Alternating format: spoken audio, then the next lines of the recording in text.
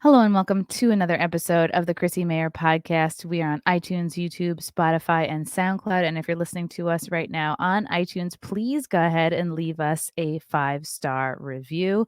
I'm so excited to announce I am finally taping my first comedy special, my first comedy album. It's going to be this Thursday at Governor's Comedy Club. It's going to be called Live from January 6th because I'm taping it on January 6th. And I'm also going to be talking about some of the things I saw on January 6th, but in addition to all of the material I've developed over the last 10 years or so of being in comedy. So come out to this taping. It's going to be so much fun. Gino Bisconti is hosting. I'm going to have a couple of very special guests doing some spots. It's just going to be a really great night this Thursday at Governor's Comedy Club in Long Island, in Levittown. Can't wait to see you guys there. And I've got a bunch more dates coming up after this album taping. I know I'm going to be out in Jersey, I believe at a place called the Denellen Theater. And then I think we'll be in Danbury, Connecticut, as well as I'll be in Florida. Definitely, I know I'll be in Tampa in March. I'll probably add a couple more Florida dates to that March trip. And then I'll be going to Savannah, Georgia in March as well. So just stay tuned for more dates and details.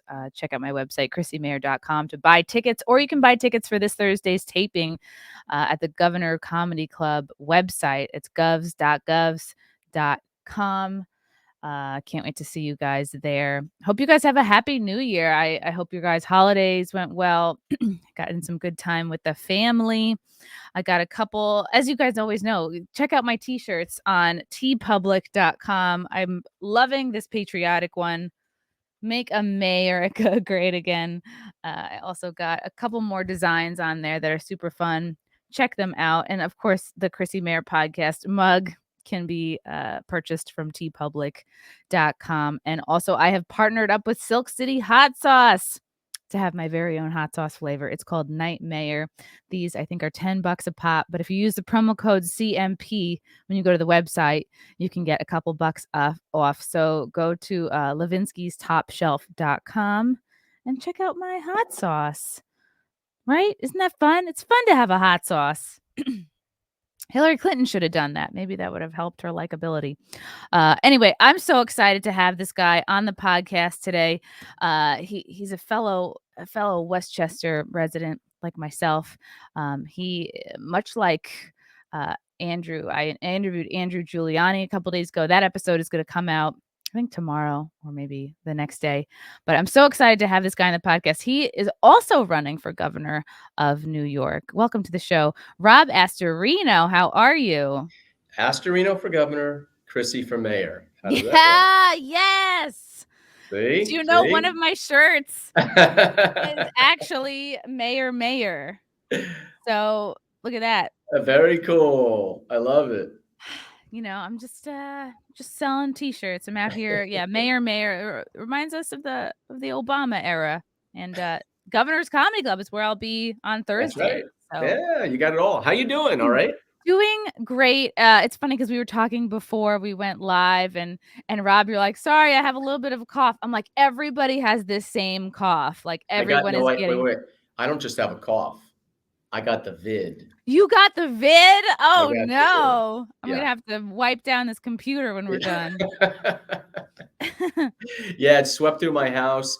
My son got it on the 23rd, because we were having, of course, 25 people over for Christmas Eve. We ordered all the food. And you must be Italian. Yeah, so now, of course, he wakes up with a slight fever. And I mean, he's a kid, so normally he's in the dark in his room for 12 hours anyway, so we didn't really know there was anything different. But now all of a sudden he's like, I'm not feeling well.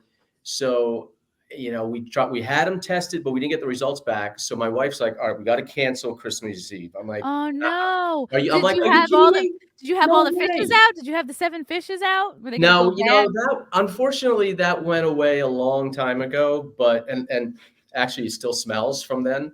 But other than that, we kind of just put like eggplant parm, some fish and shrimp and that kind of stuff. But we do have everybody over.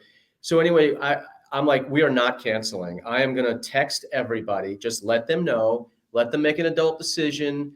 And they're more than welcome to come over. So I texted everybody. And my father calls me like 10 minutes afterwards. And he's like, I don't care if Sean is spewing Omicron all over the kitchen. I am coming to dinner. And I'm like, perfect. Oh, I love that. But here's what I learned. I learned this a long time ago. Like campaigning at a train station or a supermarket or something. When people are coming like a line, like out the door or down the platform, you've got to get whatever you're handing out in the first person's hand. Otherwise, everyone behind that person, if they don't take it, they won't take it. And if they do take it, everyone else behind, like, yeah, let me read that. Really? So it all Yes. comes down to the first person. Yes. So I said to my father, I said, all right, look, nobody wants to be the first to reply to the text. They don't know what to do, whether to come or not. So I need you to reply on a group text that you're going to be there. He did it. And like within 5 minutes, everyone, I'm coming. So we didn't let it ruin our holidays. We had a good time. And that was that. That is really important, Rob, because I think most people feel that way. Most people are sick of all this COVID BS. Yeah. Most people are sick of shutting down their lives over what has now, at this point, mutated and devolved into basically a cold. And I think people are just sick of, and of course, like, right, this should go without saying, right? If you're super old or 300 pounds or on life support, like, we get it. We have sympathy for these people, but it's enough is enough already. And I think it just takes one person to be like, no, we're going to carry on. We're not going to let this stop us from having important family memories together. Yeah. I mean, if you're starring on My 600-Pound Life, then you should be concerned. And Yeah. yeah, I mean, and if you're over like 65 or 70, then you're in a higher risk category. So you should be careful and probably you should get the vaccination. That's your decision. Otherwise, it's, to me, everything should be an individual choice anyway, for personal medical freedom, individual freedom. The fact that the government and this governor is just forcing vaccines, even now looking to go after kids, forcing vaccinations for COVID on kids who are at, right now, a typical kid is at almost zero risk of anything severe from COVID. Getting a vaccination makes them go from almost zero to almost zero. I mean, it's the same thing, but they want to make sure that they have to have a COVID shot in order to go to school, which is insane. And I hope parents speak out, because this is not the path that we should be going in this country and in this state, which is, one of the reasons why I'm running for governor, to put us back to not only prosperity and freedom, but to normalcy, for God's sakes. And you know what? They've put a bit of a trance on the American people, Yep. and we see the mothers and fathers that are first in line for the vaccine, not only for themselves but for their kids, because it gives them some sort of like twisted sense of importance, of they're being proactive, that this is about health, and it's like, essentially, it's like these kids are being used as guinea pigs. There was one instance of this mom, like, got her daughter into very, very early trials, and then she was like kind of paralyzed and in a wheelchair and needed a feeding tube and like could barely talk, and it's just like, why, like, when kids are getting COVID, they maybe have a sniffle. Like, I think, and I've read and heard so many like podcasts and shows talking about this. I think there's something about just, or maybe it's just like God, helping kids out, but there's something about their system where it's just not affecting them, as they're better equipped to fight it off, just because of how they're built, or whatever's going on. It's just, and thank God that they're not getting more sick. I was at Walgreens the other day and I saw there was like 3 different parents holding their like 2-year-olds ready to get them a shot. And I'm sitting there like, all right, as a parent, I'm not going to question your choice. If that's what you choose to do, the risks or whatever rewards might be for a 2-year-old to get a booster or a COVID shot. But that's not what I'm doing for my kids. My kids are not vaccinated. I don't think they need to be. The science bears that out. I'm following the science and the data. And if you want to do that, for your kid, that's up to you. But that decision belongs to me and my wife as a parent and in charge of our minor children. My son just turned 18, so he can make up his own mind, and he chose not to get vaccinated. So, I mean, that's their choices. But I just see this like utter craziness right now with people who they're sticking with the narrative of like March and April of 2020, when we now have almost 2 years of watching what this does and doesn't do, and who it does and who it doesn't do it to. And I think that's really the reality that's not getting played anymore. Like masks. I've actually read these stupid studies. I've read them where they say the masks do not work. Yeah. And when people are like, no, there's Harvard studies that say, oh, really? Read the study, because throughout the entire study it says, well, they may work. The other ones are like conclusive. They don't work. And there's a reason. It's like a chain link fence, right? If you throw a basketball at a chain link fence, it'll keep it out. But if you throw some pebbles or dirt, it's going to get in. And that's kind of like the mask and the size of the virus. And that's how you have to think. But even, Lord Fauci has admitted that it's really just decoration at this point. So, but unfortunately, we've got a mandate. We've got to wear our masks. Otherwise, we'll catch it. It's crazy. It's crazy. And I agree with you 100%. Some people just haven't gotten the update. Like, I was at TJ Maxx the other day in New York City, and like one of the cashiers was furiously wiping down the counter and the credit card machine in between customers. And I was like, this lady has not gotten the memo about surface transfer, about like, and I know that it's, triggered a lot of people's, whether they have issues with lack of control in their lives, like a mental illness, the germaphobes. Like, I personally got into a fight on Christmas Eve in a nail salon with a lady who was like so upset that I wouldn't put a mask on, and she was upset that the nail ladies weren't making me do it, and she threw a fit and she demanded to be moved. And then as she was leaving, me and my boyfriend's mom, we said like, Merry Christmas, Karen. Again, like, who knows? Maybe she looks like a friend of ours named Karen, but she hit the wall. Like, she lost it. She came over and like yelled at me, and here I am. I can't move. My nails are wet. And then I'm Let like, me guess, okay, she bye. was screaming as her mask was down to here, right? Like the girl on Delta Airlines. Yeah. Through her mask. And it was a done deal. Like, she was done. All she had to do was walk out the door and have a Christmas Eve. But then, so she finally leaves. She brings back her big 6'5" like black husband. Not like it matters what he looks like, but like then he comes in to yell at me, like screaming in my face. And like, that was a conscious decision. Like it wasn't enough just for her to yell at me. She has to go get her husband to yell at me. Like, really? Is that so important? It was crazy. It almost came to blows, Rob. It was like the nail ladies are holding them back. And then my boyfriend's mom live. I'll watch that. You got to. My boyfriend's mom was like, "Don't talk to her like that." And then the guy said to her, "Do you want to take this outside?" And my boyfriend's mom was like, "Yeah, let's go." Like, because she's from the Bronx. And I was like, I can't believe this grown ass man is like threatening to hit a 60-year-old woman and me.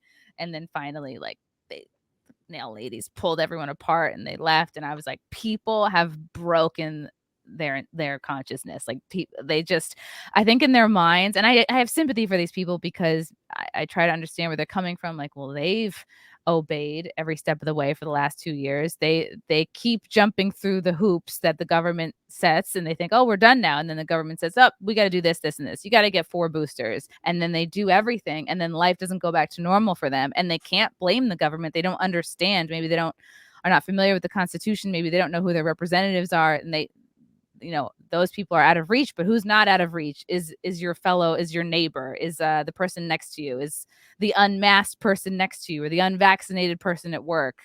And it's really been crazy. But these are some of the people who, if the government or Fauci or Biden or whomever said you have to hop on one leg in public, that'll prevent COVID, they would do it. You would see them hopping on one leg down Fifth Avenue.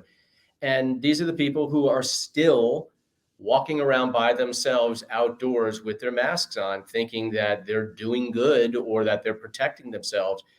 And, it's like, how do you survive in normal times, with this kind of thinking?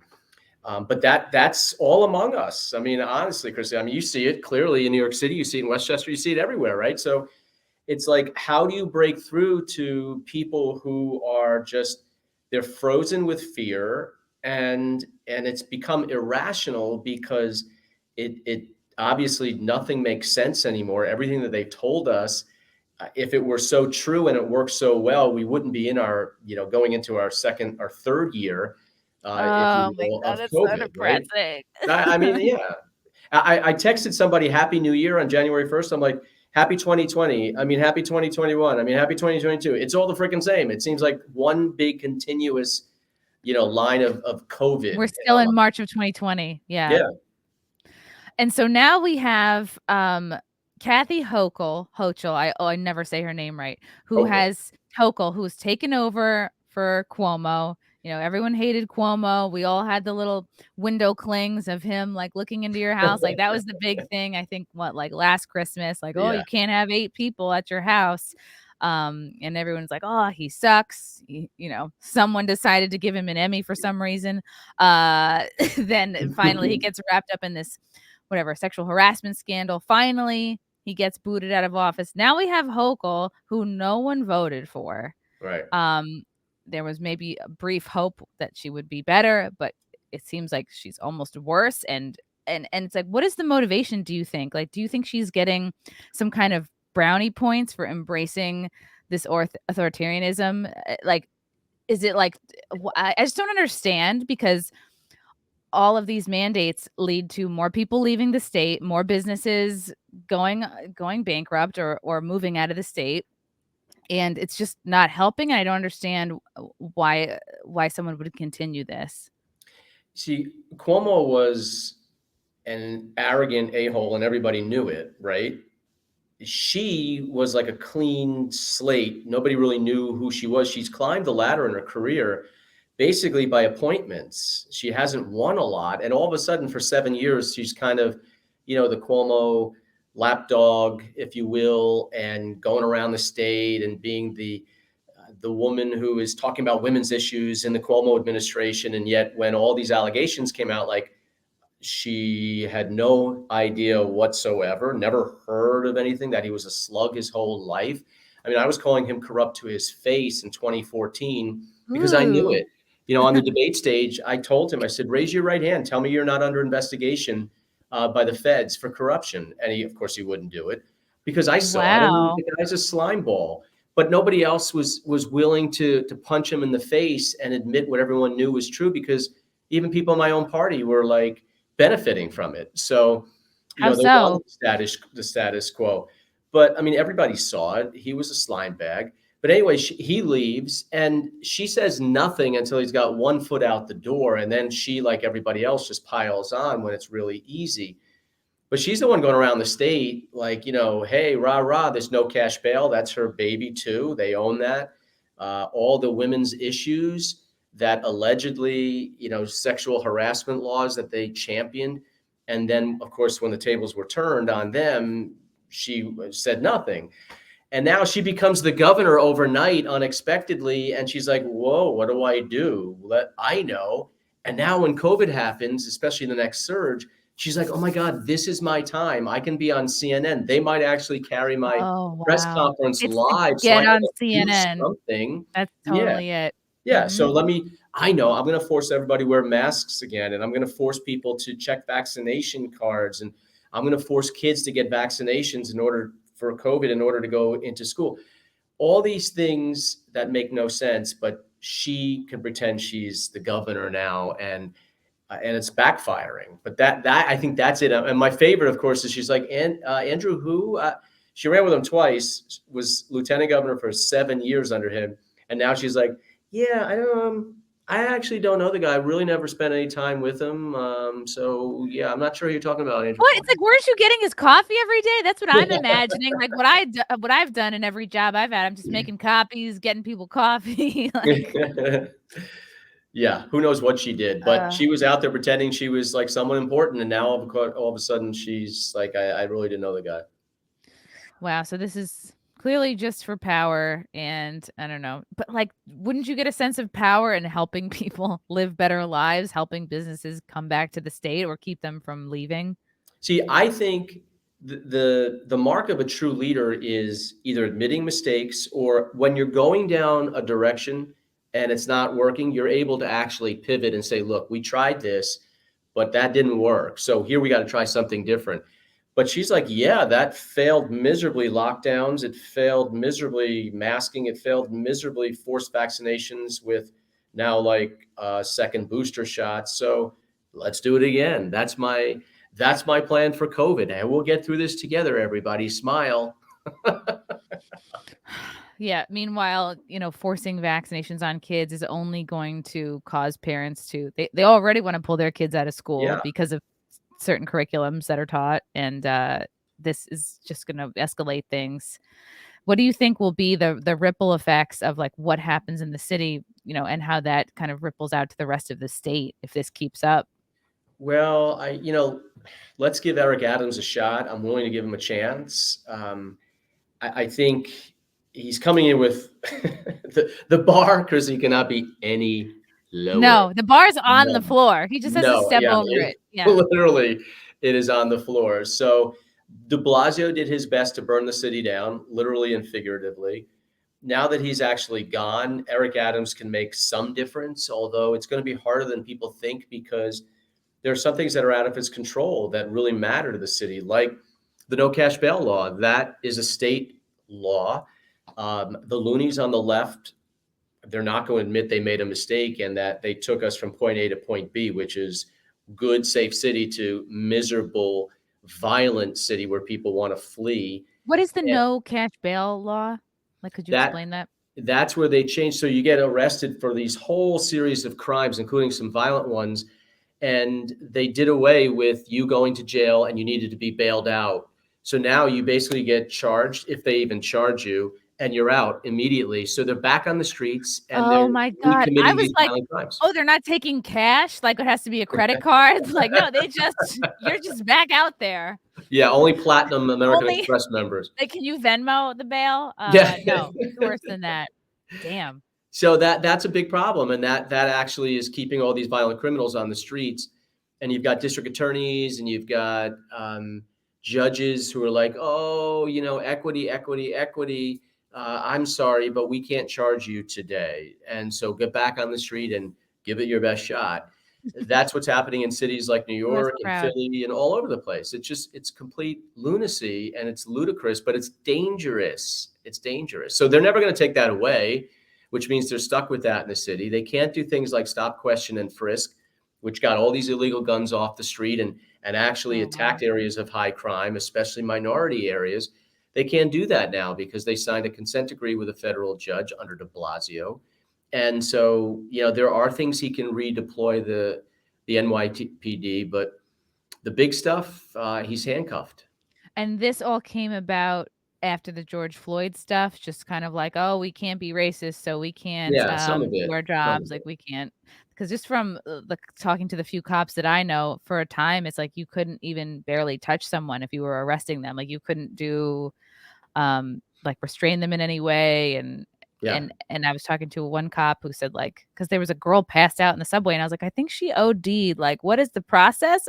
Maybe she's happy, maybe she's just living her life, but like, what if she's dead? What do you guys do? And he was like, well, needles actually aren't illegal at all. And it was sad hearing him talk about it. I was like, oh, there's really nothing. These people are just out. Like every time I walk up at a Penn Station, there's like constant, there's junkies like on one whole side of the stairwell. Like they're always either mixing. It's like a high school science room. They're always mixing up stuff, passing notes, dealing drugs. It's really sad and crazy. Yeah, and I walk out of Grand Central, and because I have to walk up the steps because the escalator's been broken for 3 years, and I come out onto like Madison or Park, and you see it. It's just all over the place. It's homeless people, smelling like urine, and that's acceptable now, and it's dangerous in the winter for people like that to be on the street. They're gonna freeze to death. It's inhumane. But then they can be very menacing to people and dangerous to other people. And yet it's like, this is acceptable right now in New York City, or these injection sites. Who thinks that's a great idea? Let's put them right near a school. That'll be good to talk about your chemistry project. That'll be a great thing too. every other block, because I get out at Grand Central, and I usually walk to do my radio show on Mondays at Compound Media, and every other block, like every other corner, there's a long line wrapping around, people lining up to get COVID tested. Meanwhile, there's like a guy there with everything's loose, it's out in the open. Sometimes they're doing it out of a van, sometimes there's like a plastic sheet just waving in the air. People are like dropping supplies. I'm like, someone's in a bubble coat, giving you a COVID test. I'm like, how official? How good is this actually gonna be? It's like you need a positive test or a negative test. What do you need? They're mixing everything up. I'm like, this doesn't look very official or professional here. And people are just lining up, and I assume it's so people can go to their jobs or travel, on a plane or whatever. But it's so funny because you get in a cab, and usually what automatically comes on the cab is some kind of like New York, before the pandemic, it was almost like I would watch this and you see like Jimmy Kimmel and you just see, like New York characters. But now it's like, it's been like New York is back propaganda, which I see in cabs. You see like pictures in the subway. It's like, there's this one picture in particular where like all these like Broadway stars are like in the subway, and they're all like made up, and no one's wearing a mask, and everything looks like it's back to normal again. Yet when you go into Grand Central or Penn Station, even at peak commuting hours, it's like barely a little bit more crowded than it was at like March of 2020. Like I went in this morning, I was like, oh, this is like still empty. And New York is back. Like, no one's buying it. It's not, because look at the Rockettes shut down, right? You've got NHL games shut down. You've got college basketball games shut down. You've got Miss Doubtfire and other plays shut down. I mean, it's just, it's such an overreaction to everything right now. And I think it just takes some courage for some leaders to be like, enough. Like the governor of Colorado, a Democrat, showed some real leadership. I don't know if you saw it like 2 weeks ago. But he basically said, look, the emergency's over, okay? And if you're not vaccinated at this point, you're not going to get vaccinated. You know the risks. If you're vaccinated, congrats. Get your booster shot, and let's move on, folks. But everything's got to open up. That's what we need. That's what we've been saying, and that's what has to happen in New York. Otherwise, it's just like every day is a 5-alarm fire, and it's just complete fear factor. You're not going to get, at this point, it's like the vaccine's been out for a year. If you haven't, it's not that like you can't get to one. If you haven't gotten it, you're not going to get it. And you're just going to piss people off to try to strong arm that last like 40% of the population or whatever it is. Who knows? Maybe it's higher than that. But so you mentioned the Colorado. What are some other governors you think in the country that you think have been doing a good job in handling, the COVID stuff pretty decently?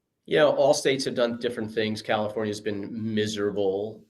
New York has been miserable. And you've had a lot of states like Florida that they've balanced, right, the economy and freedom with public health. That's what you have to do. It's a balancing act. It's not all or one, like we've had basically in New York. And this shutdown, and we're like dead last in the country and trying to get back on our feet. And the offices in the city are not even 20% full, which means the poor guy outside with the hot dog truck, or the lunch places that relied on those office workers. Yeah, I mean, I think of myself. I used to get out of Grand Central, walk to my office. Along the way, I would stop and see the cart guys get my jelly donut and coffee.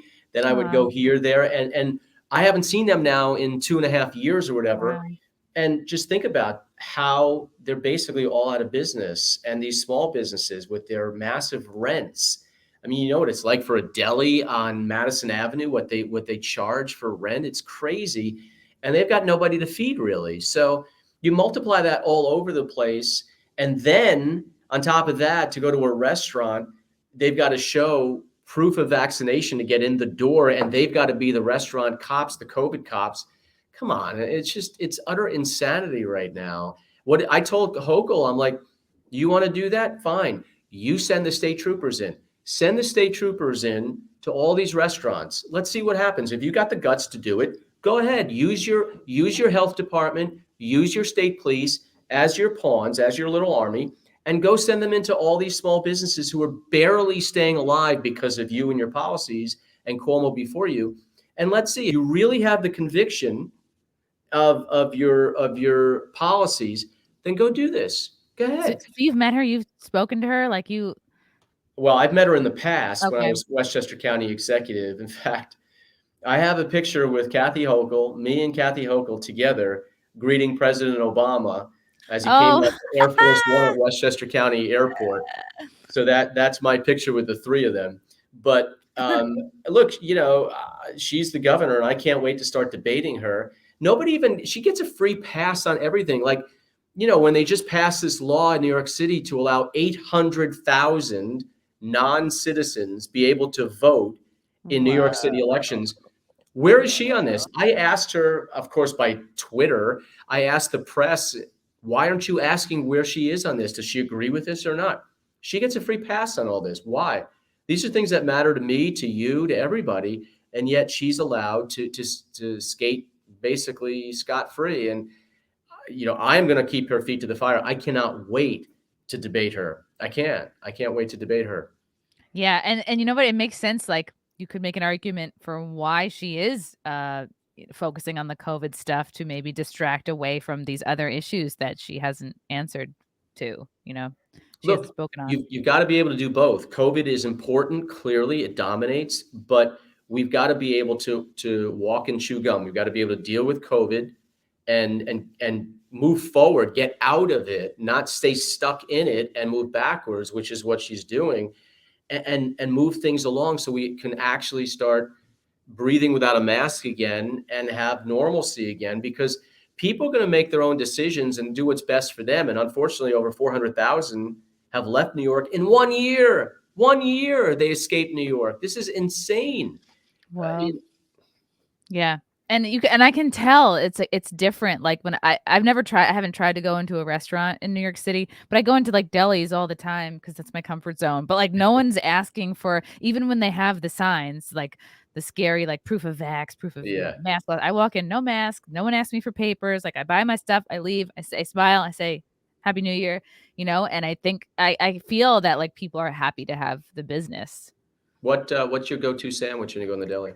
Really? Okay. So what did I have today? On the train ride back today, I had like a tartine, because they sell the tartines in Grand Central. It was like a chicken. I actually said to her, I said, because it was like 3 minutes till the train. I was like, sorry, but what is fastest? What is the fastest food that you could make? And she's like, oh, that would be the chicken salad, because they just like plop it on. Yeah.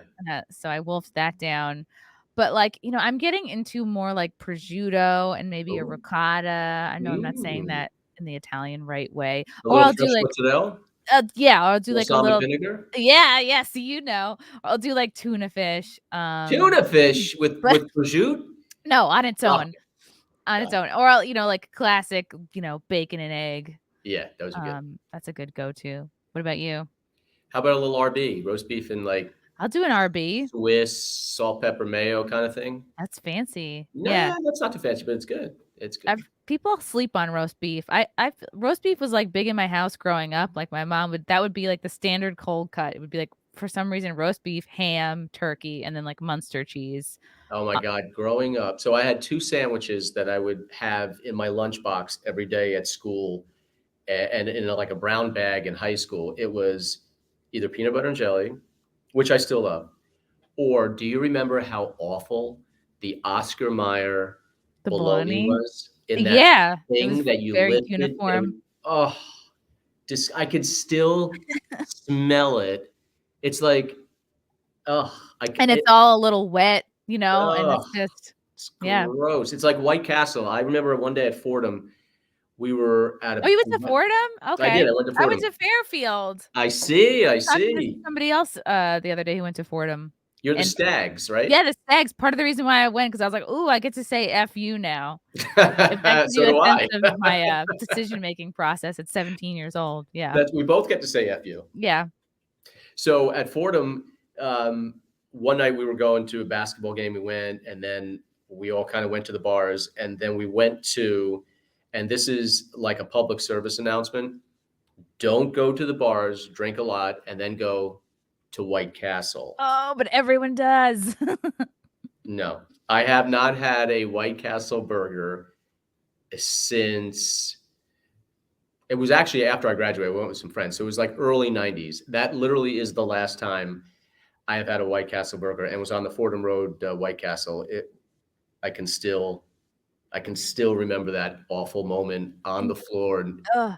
with the toilet in front of me. Yeah, it was No, oh, you booted them up? Oh, brutal, no. You were brutal. like, "I'm gonna run for governor one day."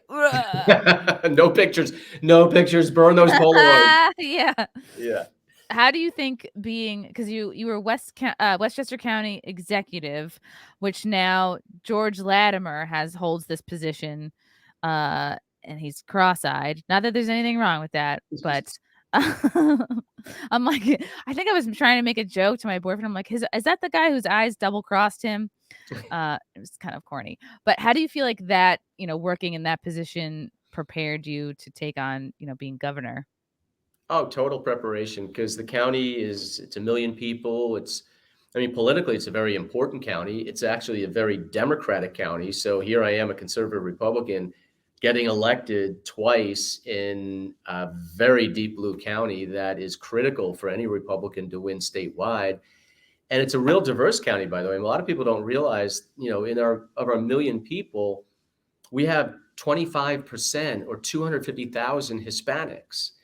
And it's the 8th largest Jewish county in America. It's a huge African-American population in cities and suburban and rural areas and like And White Plains is so diverse. Yeah. It's just it's everything. And I speak Spanish, so it's like great. And it was a real big opportunity for me and I won the Hispanic vote, I think partly because of that, but just because I really like to campaign everywhere in places where Republicans don't typically go. And I think that's really important because I think our message is far better than the Democrats. Our policies, our record is so much better, and we just gotta let people hear it. It's like, why would they love me if they've never met me?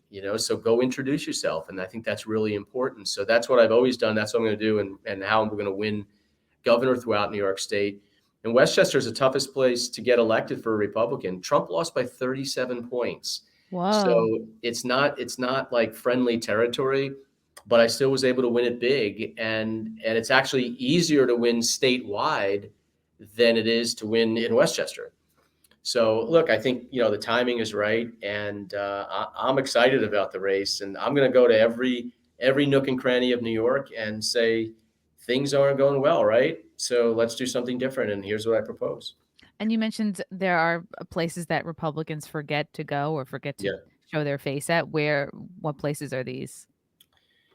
Nunca ir a Hispano, right? They don't go to Hispanic neighborhoods. They don't go to African-American neighborhoods. They don't go to, minority communities. And it's stupid because there are so many people who are willing to listen to our message and probably are really much more inclined to be conservative than very liberal.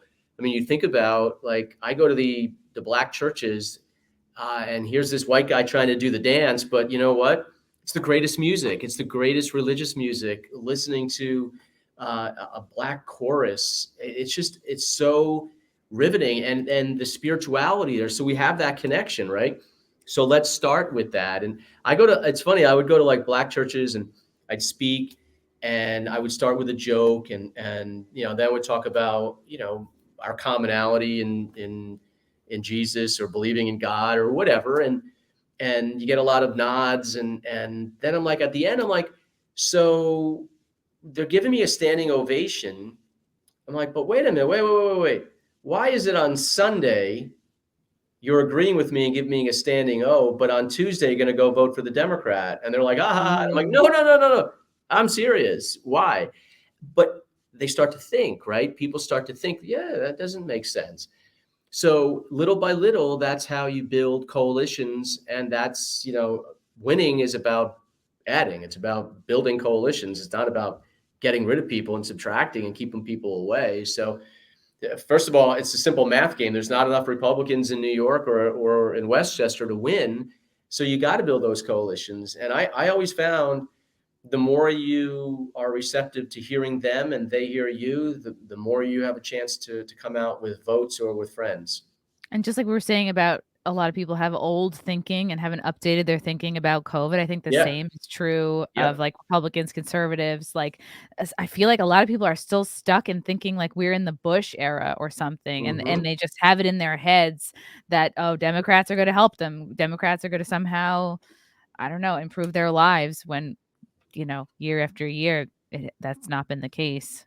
No, they've completely gone cuckoo, the Democrats, especially the ultra liberal ones like AOC and all these crazies that are really driving the train right now in the Democratic Party. And, they're smashing through everything. And that's where I think we have a lot of opportunities with different people who didn't ordinarily vote for Republicans in the past, but now they're like, well, my crappy school is closed. I can't even get into that, let alone get into a charter school that I really want to get into.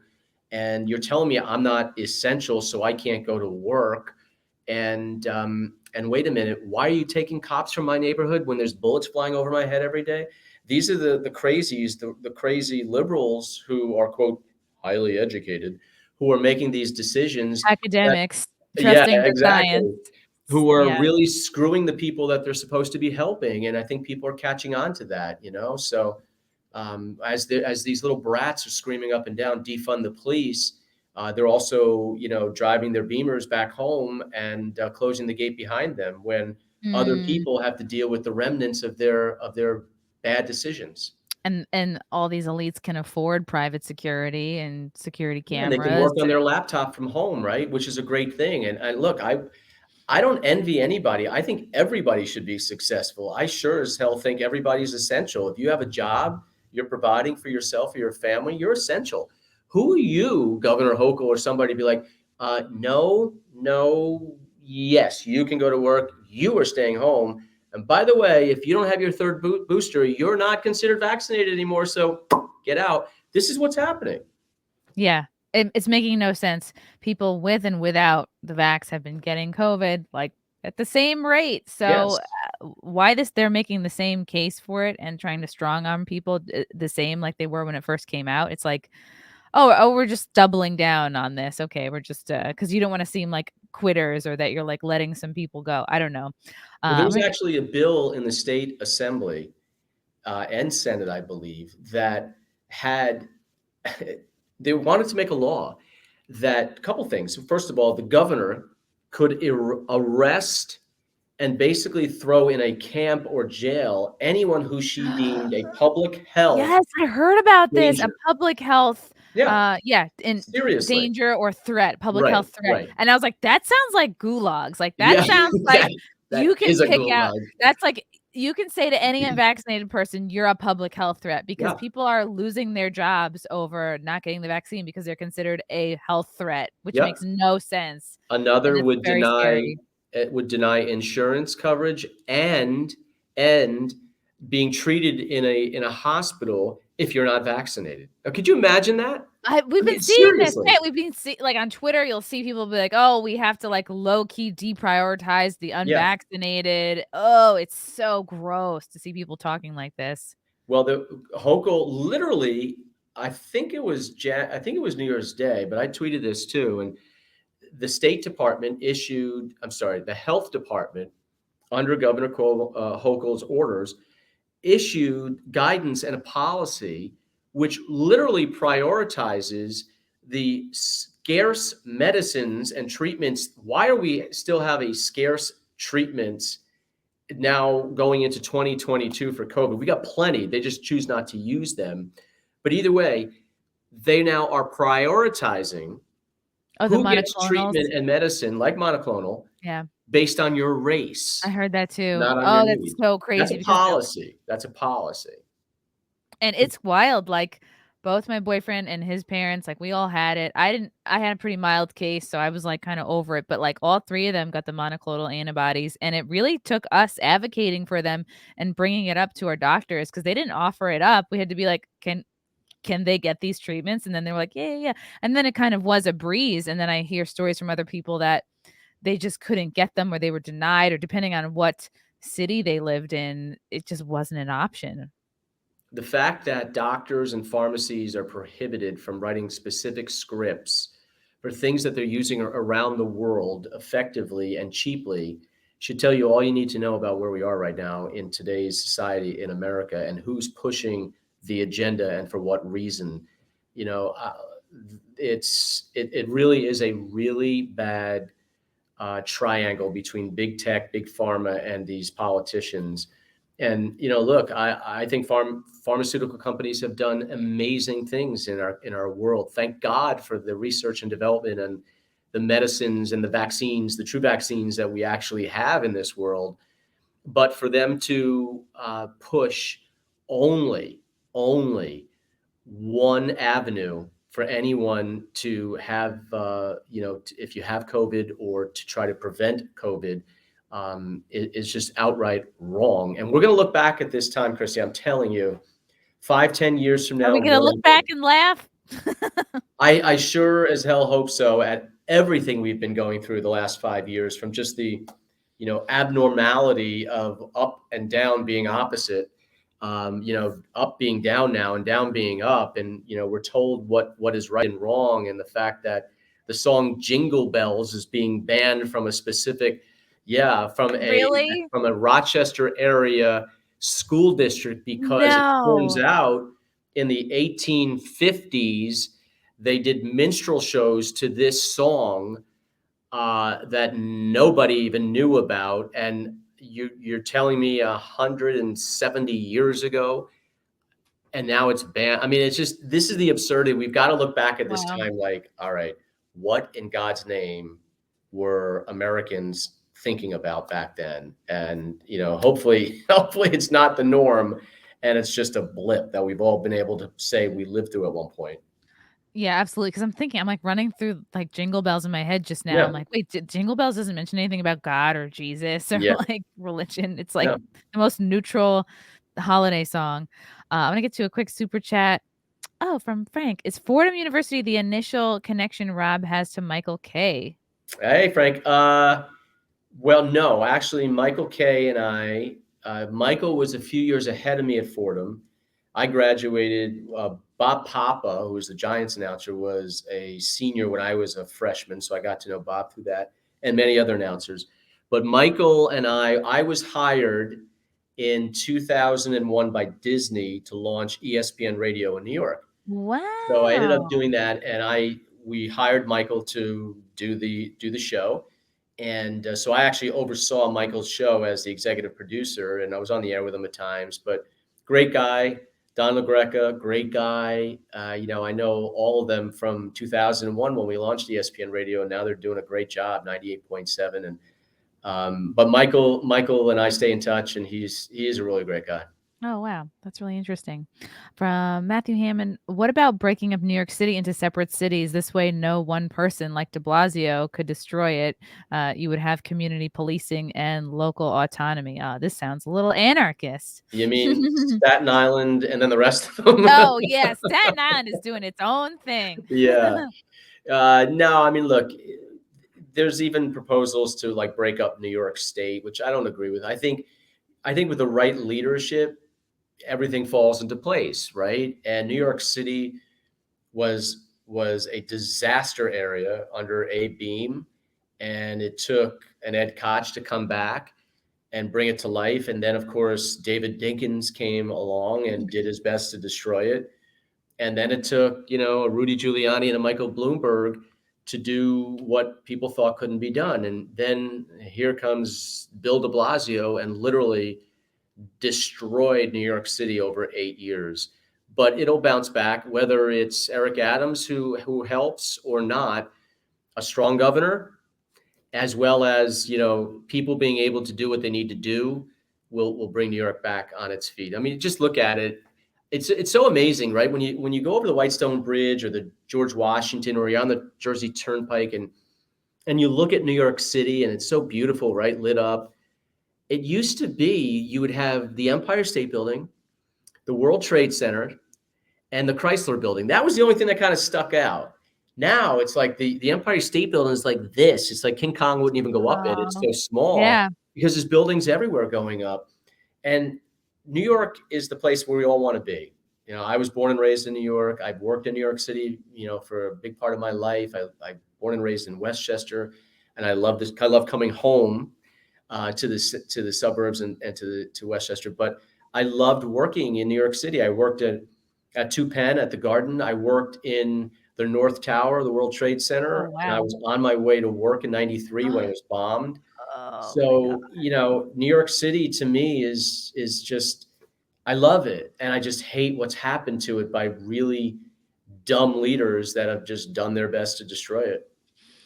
Yeah, I feel the way. There still is something kind of exciting about like getting off the train and you're like in New York City and then you look around and you're like, oh God, Yeah. like my poor city. Like what is happening? Well, if you like the smell of pot and you like the smell of pee, that's your Mhm. place to be Yeah, right now.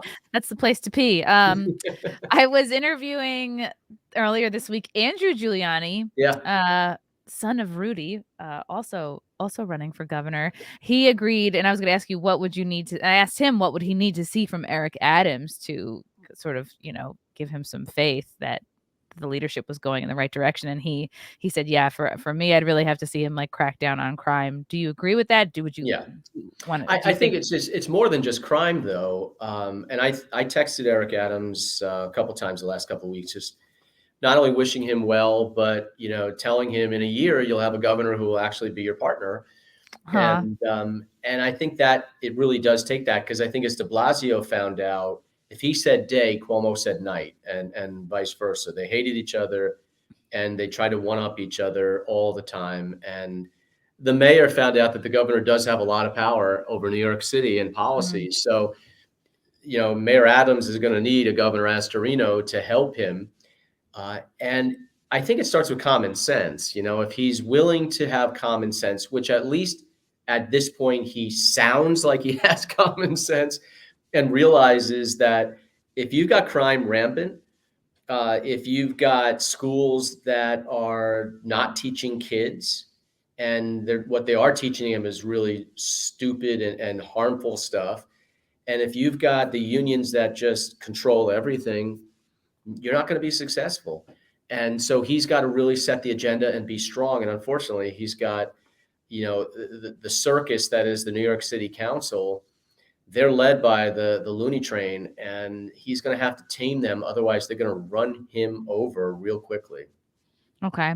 And what are like the couple of issues that are really important to you that you think are important for whoever I is the governor to address? Well, quality of life, number one. I mean, why would you stay in New York, even if you're making a lot of money? As we found out, a lot of people don't want to stay here anymore because the quality of life is horrible.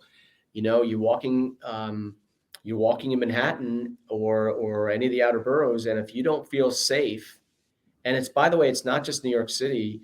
It's happening all over. It's happening in the suburbs. It's happening in all our cities around New York, like Albany and Troy and Rochester and Syracuse and Buffalo, you name it. It's violent crime on the wave. And if you don't feel safe, you don't want to stay there. You'll pack up and you will take your kids to Florida. And that's what so many people have done, right? So quality of life, and then really giving opportunities. And that means, yes, it might be boring, but New York is the highest tax state in America by far. And that just means, do I want to give you 60% of everything I earn, or do I want to keep a lot more of it and do with it what I please? That might be reinvesting in my business, or going on vacations, or getting a better college or school for my kid. But I'm going to make that decision, not you. And the more they take, the more people are going to leave. So it's just like the cat's going to chase its tail every time they keep raising taxes. More people who actually pay the taxes leave, and it just gets worse and worse for the rest of us. So taxes, the economy, schools, crime, obviously, and common sense. I think we just got to get back to the basics, which we can't even do anymore. Do you see the mandates ending in New York City like anytime soon? Is there any possible timeline where that happens? I will give you a guaranteed timeline. January 1st, 2023, when I take the Ooh. the oath of office for governor, they will all end, and we will get back to normalcy. Businesses will not be COVID cops. They'll be businesses again. And parents will be parents again, and they'll make up decisions for their own kids. And the governor and the politicians will take a step back to where they belong and be subservient to the people, as opposed to the opposite, what is happening right now. And I don't care who screams and yell. I learned a long time ago, trust me, When I was Westchester County executive, you would take a pencil out of the budget and they would scream racist and child killer and, all this nonsense. And like for the first couple of months, it affects you. And then you go like this, you put your fingers in your ear and you just go forward. Because if you're playing defense, if they're calling you racist and you're saying, I'm not a racist, and you're in the corner, you're never going to win. You're never going to move forward. So I realized right at the beginning, call me whatever you want. I'm going to finish my agenda. I'm going to go forward. And by the way, I'm going to smack you right back because I'm not going to let you get away with it. Oh, yeah. And I think most of us at this point know that if someone's calling you a racist or a bigot or whatever, it's like that's to shut you up. And Well, these you know what it insults is? mean nothing anymore because, Right. It's projection too. They're often the biggest racists themselves. I found that out. Yeah. Oh, yeah, absolutely. So can the governor stop the New York City mandates? Like, would you have the power to do that or more for the state? I think that's an interesting question. I don't know. I mean, if a state law is passed, if an executive order is issued, which of course that's what they live on these days, executive orders, which are not law. Executive orders are supposed to be policy. Then I would lift those mandates, and if they defied them, like some of them tried to do in Florida, I would either go to court or I would hold back things that they want. And but I don't think that. I think leadership counts. I think if you got a governor saying, "Whoa, enough. Here's why we're not going to do this anymore. Here's why we're going to go a different direction." I think most people will just follow. They're following right now the governor and these stupid mandates that have failed because they don't know what else to do. I think, people I think don't know the Constitution or they're afraid to like get in trouble. They're afraid to like have the attention on them. It's like it doesn't even take much. Just try walking into a place without a mask and like make them ask you to put one on if you're not ready to just walk out and find a different place to And sometimes eat. it takes civil disobedience, right? I mean, the whole country celebrated, the media celebrated all of the violent civil disobedience over the last 2 years. But for a parent to say, no, I'm sorry, my child is not going to wear a mask in daycare or, in 8th grade or whatever, I think that's the civil disobedience we kind of actually need these days. Yeah, I agree. Yeah, and like when BLM and Antifa does it, it's the voice of the unheard. Protests aren't supposed to be peaceful. Like, right. It's just a dumpster that's on That's fire. not a fire behind me. Yeah, it's just a Louis Vuitton store that was looted. No big deal. Okay, so who would you not support if they got the Republican nomination? I mean, of the candidates who are running now, I would support any of them that if they won the nomination and they were running against Hochul, whomever. I think any of the Republicans would be 100 times better than what we have. I really feel strongly that I have the chops, the credentials. Good luck trying to get elected in a very deep blue county. I did it. Good luck never raising taxes in 8 full years. I did it, and I cut them. Good luck holding the line on a budget. I came in with a $1.8 billion budget. I left 8 years later with a $1.8 billion budget. Nobody can say they've ever done that. So we did what it took. And by the way, the whole time I had a Democratic county board. So I was able to get everything done. And still when the Democrats would go crazy, I was able to knock them down when they tried to make Westchester a sanctuary county. I put my foot down and said, nope. And I vetoed that. Oh, wow. When they banned the gun show simply because they don't like guns, but we had thousands and thousands of legal gun owners, good people, women, men, white, black, it doesn't matter, who had a constitutional right and were going to peacefully go to a show, a sportsman show. When they tried to ban that, I would allow them, and I brought it back. And we never had incidents. It was the most popular show we've ever had there. So, when the Democrats went off the reservation, I had to stop them and pull them back.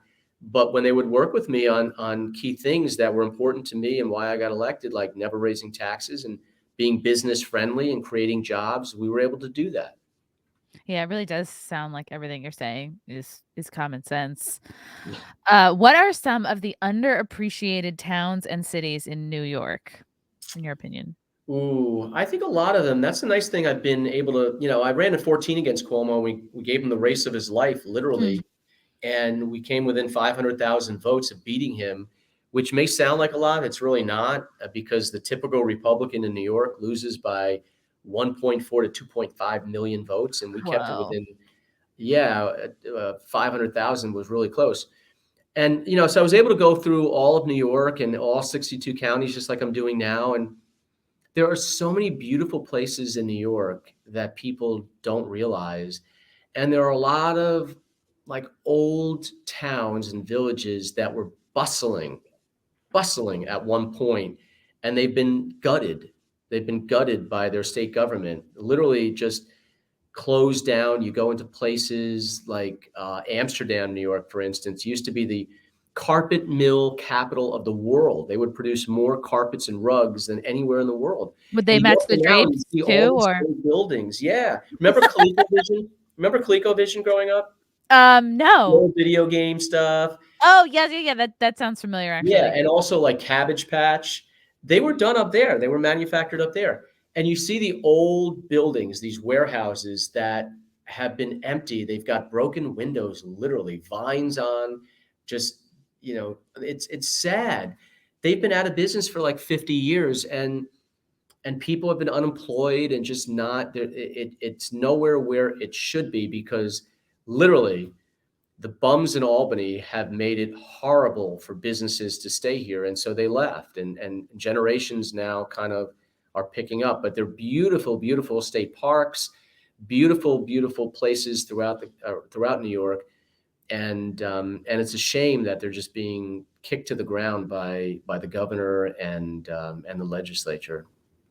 Do you get a sense that the people that are still in New York are like really hoping for a change, and maybe they want to move out, but they can't for family reasons, or they're taking care of an elderly parent, or they don't want to yank their kids out of school just yet? Like, what's your sense from Yeah, talking to people? I think there's a lot of that. I think people are, a lot of people have lost hope, which is really sad. And I want to bring that hope back. And I think they see it for the first time that a Republican can win, that I can win as governor and restore New York back to its prominence, and to really allow these communities to be vibrant again, and the hope. And I think that's missing because, yeah, a lot of people have given up, they've left, and there are a lot of people who I talk to, they're like, oh my God, I got 2 more years and I'm out of here. It's like, in a prison Like it's wall, prison, writing yeah. down the years, right? Like I can't wait to get out.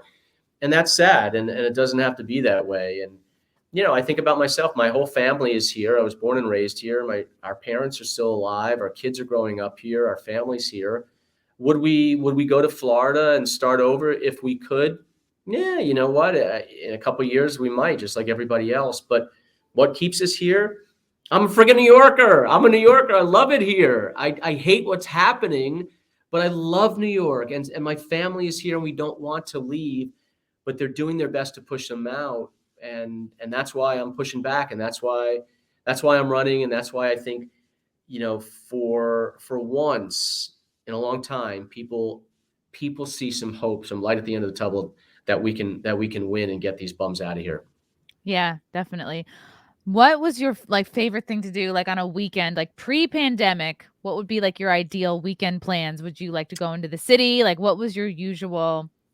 Oh, we would do everything. I mean, my wife and I, we would love to travel with the kids, and whether it's around the country, or we did stuff around New York State. We stayed on the Finger Lakes. We went to in Syracuse to the State Fair. We went to Niagara Falls. So we did all that. But I would just love, at my age with our kids. My son is 18. My daughter's 16. My other daughter is 12. So it's like, right now our orbit is them. It's what Aw, they do. It's mhm. their sports. I coach CYO basketball. I did for all the Oh, kids, and wow. my 12-year-old daughter right now. And that's another thing that really pisses me off, because we're going probably into a second straight year where CYO basketball is going to be canceled. So these girls now won't have that opportunity to play. I won't have those special Wow. memories. We last year or 2 years ago, we made it to the semifinal game. We had a great team. We had so much fun, and just watching my son wrestle and play lacrosse, and then that was wiped out for a year and a half. And Wow. It's the such a college shame. experience, we weren't able to go around to see colleges with him because no visitors allowed. So all these dopey things that we kind of lost out on. So that's why we want to get back to normal and, spend time with them, do things with them. But I would, I love traveling. I love sports. I love, my wife and I would go to plays in the city. We would go to the movies. We go out to dinner. We love getting together with friends and, having some drinks and just kind of laughing and just being normal. And, now we're like, okay, what else is on Netflix? So we're finishing Curb Your Enthusiasm season. Right. 11. Oh, and then Cobra Kai is back. Oh, Cobra Kai. My God, my 12-year-old. She just watched the whole thing the other night. She loves it. Somebody was telling me today that that I really have to watch. I think it's about the Michael Keaton's in it. It's about the drugs. Like I think it's called Dope something or it's basically about big pharma. It's basically about like the creation of Oxy. Oh, really? And that they lied to people about, they withheld how addictive it really was. So I'm going to check that out. That's part of the problem. I've got Prime Video. I have Apple TV. I just finished Morning Show. It was pretty good. And Ted Lasso was great.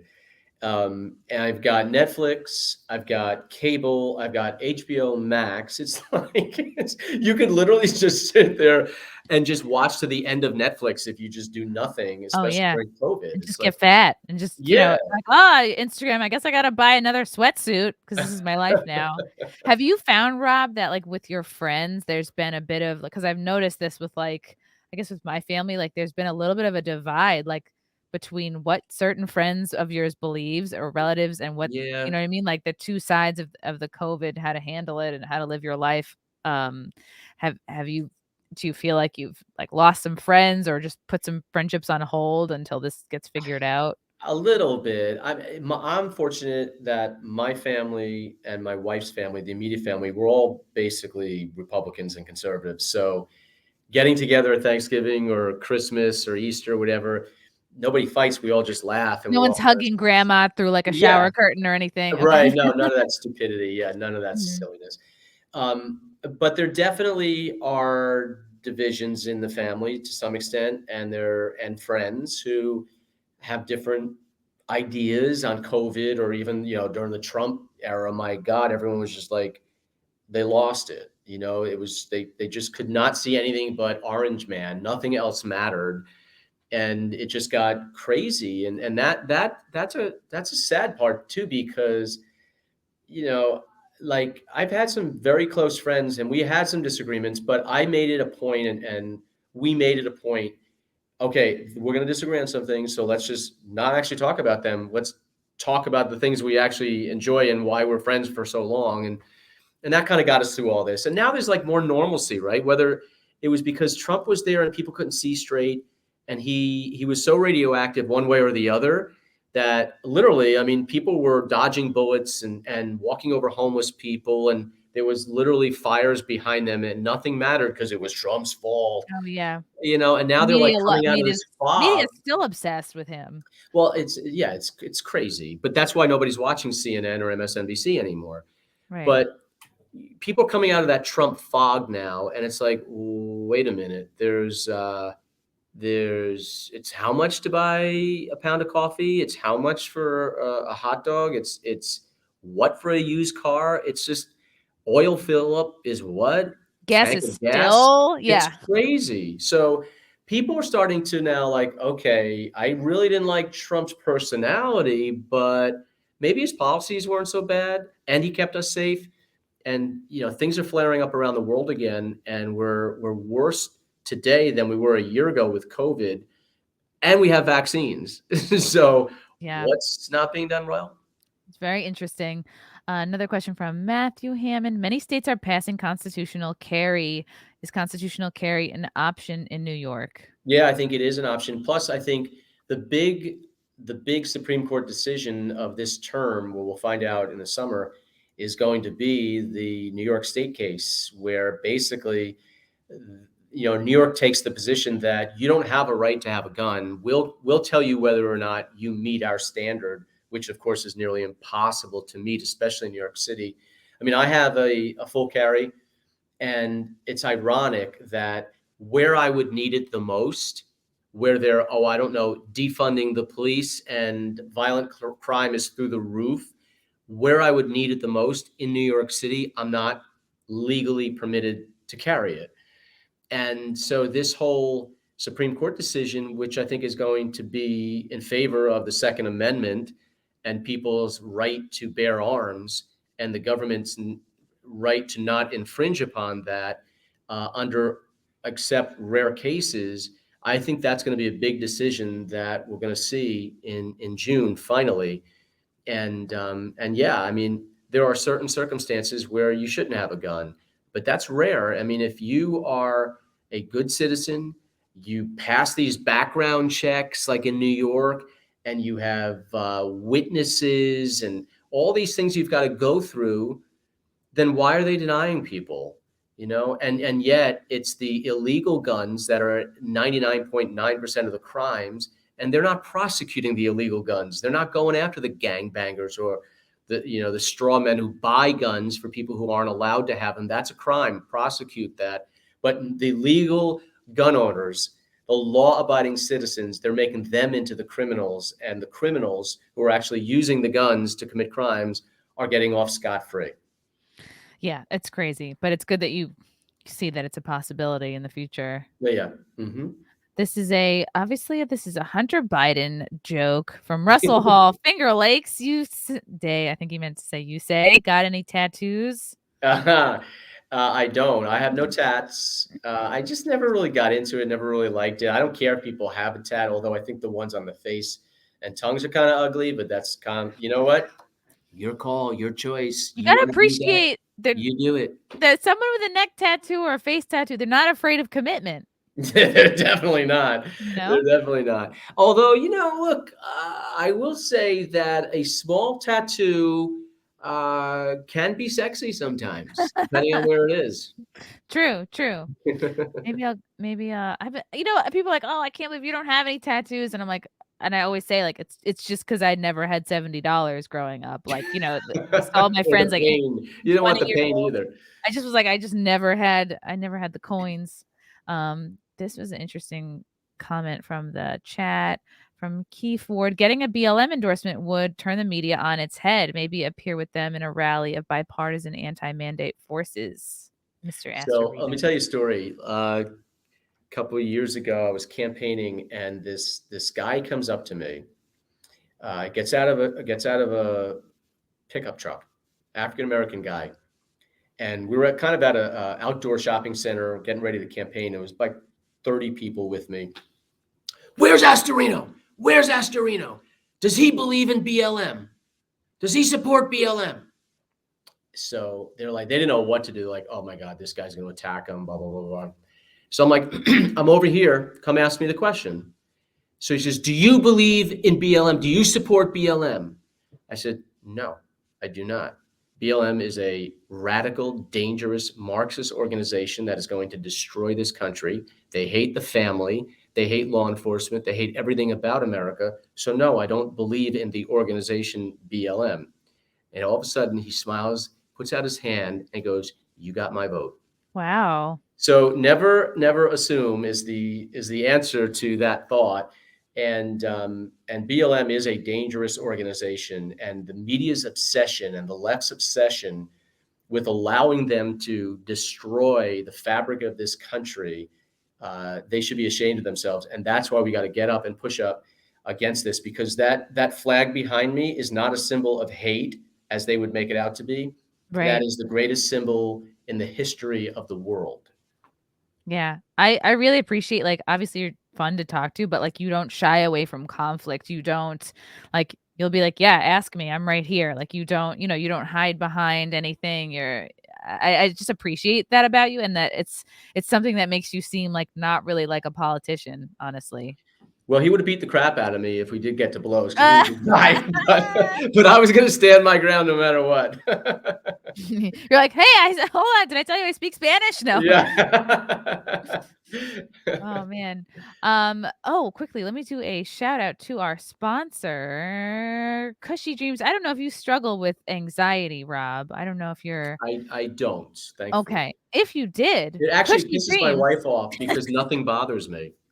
It's definitely, I could see that. You're just like a level-headed, relaxed guy. If you do struggle with anxiety like I do, Cushy Dreams offers a full line of premium CBD products in tins and in pre-rolls here, in different indica sativa blends like Hustle, Create, Relax, Dream, Peace, Energy. So whatever you want to do with your day, Cushy Dreams has you covered. They're doing tons of independent lab tests to assure compliance and purity. You can see that the results on their website. At the checkout, use promo code CMP to get 20% off. Go to cushydreams.com, KUSHY dreams.com, and get yourself some CBD. Join the men and women who are sick of vapes and gummies and want to smoke their CBD. You can enjoy all the health benefits without getting high and getting the munchies. There's nothing wrong with a late night bag of Doritos sometimes. True, true. Which brings me to my next question. What are your thoughts on marijuana legality?